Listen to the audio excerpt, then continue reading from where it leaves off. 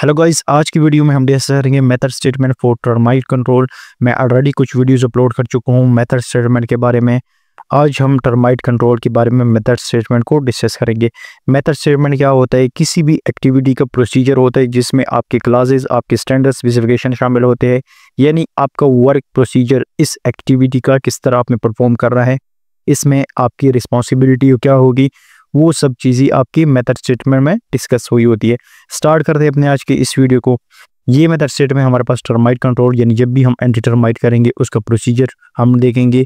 सबसे पहले हमारे पास यहाँ पे कंट्रैक्टर, क्लाइंट और कंसल्टेंट का लोगो होगा, उसका नेम होगा, प्रोजेक्ट टाइटल होगा, ठीक है, और इसकी लोकेशन होगी। नेक्स्ट हमारे पास है यहाँ पे रिवीजन। अगर इस मेथड स्टेटमेंट की कोई रिवीजन है तो यहाँ पे मेंशन होगी डॉक्यूमेंट नंबर और प्रिपेयर्ड बाय। अक्सर दोस्तों को ये कन्फ्यूजन होती है, ये अक्सर पूछी जाती है कि मेथड स्टेटमेंट जो है वो कौन प्रिपेयर करता है। मेथड स्टेटमेंट हमेशा कंस्ट्रक्शन टीम प्रिपेयर करती है, लेकिन इसमें कुछ ऐसी एक्टिविटीज़ होती है जो क्वालिटी के रिलेटेड होती है, वो क्वालिटी की टीम जो है वो इसमें ऐड कर लेती है, ठीक है। इसके अलावा इसमें सेफ्टी की जो प्रोसीजर है वो सेफ्टी डिपार्टमेंट ऐड कर लेती है। लास्ट में ये जाके प्रोजेक्ट मैनेजर रिव्यू कर लेता है, यानी कंस्ट्रक्शन मैनेजर भी रिव्यू कर लेता है, क्वालिटी मैनेजर भी रिव्यू कर लेता है, और लास्ट में प्रोजेक्ट मैनेजर इसको रिव्यू कर लेते हैं और अप्रूव कर लेता है। उसके बाद आपने जब भी एंटी टर्माइट अपने प्रोजेक्ट में करना है, किसी भी स्पेस पे करना है, किसी भी जगह पे करना है, तो आपने इस मेथड स्टेटमेंट को फॉलो करना है, ठीक है। तो होप आपको अब समझ आ गई होगी कि मेथड स्टेटमेंट कौन प्रिपेयर करता है, उसमें क्या चीज़ें शामिल होती है, ठीक है। अब नेक्स्ट हम देखते हैं, यहाँ पे हमारे पास है table of content method statement for termite control. Objective इसमें हमारे पास क्या है, पर्पस क्या है, रेफरेंसेस क्या है। रेफरेंसेस हमेशा आपकी जितनी भी स्टैंडर्ड है उससे ली जाती हैं। जितनी भी हमारे पास ASTM है, सऊदी अरामको इंजीनियरिंग स्टैंडर्ड है, या कोई भी जनरल प्रोसीजर की स्टैंडर्ड हो, वो इसमें ऐड हुई होती है। रिस्पॉन्सिबिलिटी, रिस्पॉन्सिबिलिटी क्या चीज़ है? रिस्पॉन्सिबिलिटी इस एक्टिविटी की रिस्पॉन्सिबिलिटी डिफाइन हुई होती है, यानी एंटी टर्माइट करते वक्त आपने जो रिस्पॉन्सिबिलिटी करनी है, जिस बंदे की जो रिस्पॉन्सिबिलिटी है वो इसमें डिफाइन हुई है। ये हम नीचे जाके डिस्कस करते हैं, ठीक है। नेक्स्ट हमारे पास है मेथडोलॉजी, यानी इसका मेथड कैसे होगा। क्वालिटी इंस्पेक्शन, क्वालिटी इंस्पेक्शन का मतलब ये है ना कि जो क्वालिटी की टीम है, QC इंस्पेक्टर, वो इसकी इंस्पेक्शन किस तरह करेगा। प्रिकॉशन एंड सेफ्टी इंस्ट्रक्शन, इसका मतलब है कि इसमें आपने प्रिकॉशन किन ऐसी चीज़ों का ख्याल रखना है, जिस तरह हमारे पास केमिकल्स वगैरह इसमें यूज़ हो सकते हैं, उससे आपने किस तरह बच के रहना है। सेफ्टी इंस्ट्रक्शन इसके हवाले से क्या है। Protection of finish work, specialization, tool and equipment, इसमें हमारे पास जो इक्विपमेंट है वो क्या यूज़ हुई है वो भी हम डिस्कस करेंगे, और इसके साथ अटैचमेंट आपने कौन सी रखनी है, ठीक है। अब हम स्टार्ट करते हैं। सबसे पहले हमारे पास है ऑब्जेक्टिव। क्या है हमारे पास? The objective of this method statement is to define the general guidelines for the application of the termite control for all the underneath structure and infrastructure in this project. Objective में हमारे पास anti termite के बारे में, यानी आपने anti termite कहाँ apply करना है उसकी डिटेल होती है, और इसका पर्पस क्या है, मकसद क्या है, ठीक है। नीचे हमारे पास पर्पस भी डिफाइन हुआ है। पर्पस क्या है हमारे पास? The purpose of this method statement is to eliminate the method of the pre construction soil treatment within the substructure of any building structure. Anti termite का क्या पर्पस है? एंटी टर्माइट हम इसलिए करते हैं, ये हमारे पास सॉइल की ट्रीटमेंट हो जाती है, इसमें हम इसलिए करते हैं कि कल को इनकेस हमारे जो सुपर स्ट्रक्चर है उसके अंदर कोई वेजिटेशन वगैरह निकल ना आ जाए। यानी जिस तरह हमारे पास ऐसी मटेरियल है, रेप्टाइल्स वगैरह है, या कीड़े मकोड़े जिसको हम कहते हैं, वो हमारे पास अपने यानी सुपर स्ट्रक्चर के अंदर, फ्लोर के अंदर निकल ना आए। एंटी टर्माइट का पर्पस यही है, ठीक है। ये एक केमिकल्स इसमें यूज होते हैं। रेफरेंसेस क्या है हमारे पास? Saudi Aramco standard applicable as per Schedule B Division 2 Section 02281 termite control. ये हमारे पास सेक्शन है 02 सेक्शन 02281 टर्माइट कंट्रोल का है, यानी रेफरेंस हमने कौन सा लिया है? स्केड्यूल बी के मुताबिक जो सऊदी अरामको इंजीनियरिंग स्टैंडर्ड है, स्केड्यूल बी की रिक्वायरमेंट जो है टर्माइट की कंट्रोल के बारे में, इसको हमने फॉलो करना है। ये रेफरेंसेस में दिए गए हैं डिवीजन 2, ठीक है।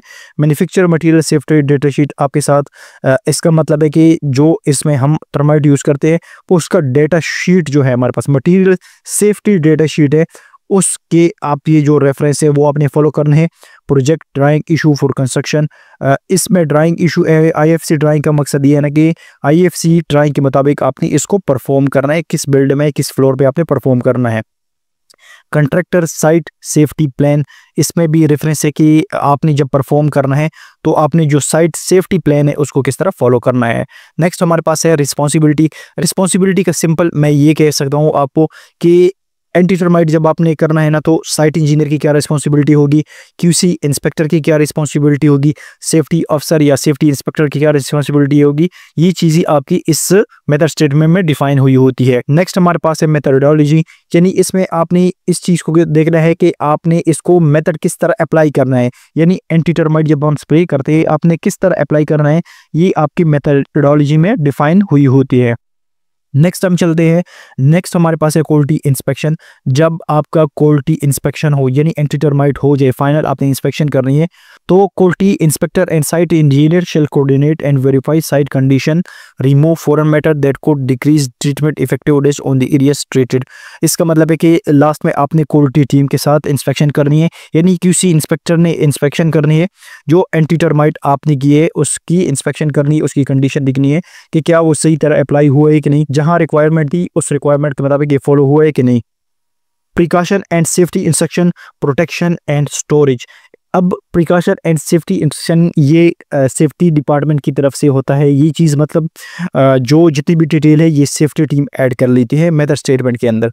इसका मकसद ये है ना कि आपने इस मटेरियल को, यानी जो एंटी टर्माइट है उसमें केमिकल्स होते हैं एक किस्म की, तो आपने उसको किस तरह अप्लाई करना है और आपने इसको स्टोर किस तरह करना है, ये प्रिकॉशन एंड सेफ्टी के मुताबिक आपने इन चीज़ों का ख्याल रख के इसको स्टोर करना है और इसको अप्लाई करना है। जिस तरह मैं एग्जांपल ले लेता हूँ, handle chemical in such manner to avoid contamination of the side. इसका मतलब है कि आपने इस तरह केमिकल्स को रखना है, इन केमिकल्स को इस तरीके से रखना है ताकि वो कंटेमिनेशन को अवॉइड करे, यानी वो इधर उधर फैल ना जाए, किसी ऐसे ड्रॉबैक्स वगैरह में ना आ जाए कि वो ह्यूमन लाइफ को डैमेज कर ले। ठीक है, नेक्स्ट हमारे पास store and protect chemical for termite treatment flow. आपने इसको स्टोर किस तरह करना है, प्रोटेक्ट किस तरह करना है।